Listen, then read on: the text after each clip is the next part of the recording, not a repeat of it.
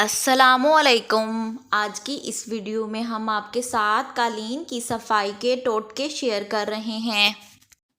कालीन की सफाई के लिए नीम गर्म पानी में थोड़ा सा वॉशिंग सोडा मिलाकर तिनकों वाले झाड़ू से खड़े होकर सफाई करें। कालीन चमक उठेगा।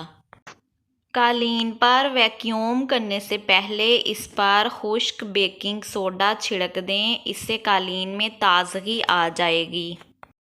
अगर कालीन पर कुछ गिरने से इसका रंग ख़राब हो गया हो तो एक खाने का चम्मच बर्तन धोने वाला महलूल लें या आधी प्याली सफ़ेद सिरका और आधी प्याली नीम गर्म पानी मिला लें।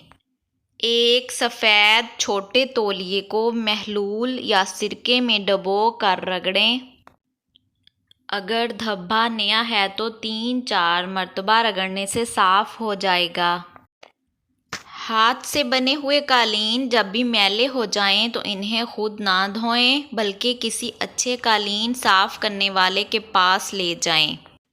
अगर कीमती कालीन को लंबी मुद्दत के लिए स्टोर करना है तो पहले यकीन कर लें कि कालीन बिल्कुल साफ़ और सूखा हुआ है, फिर इसको रोल करके ब्राउन कागज़ में लपेटें।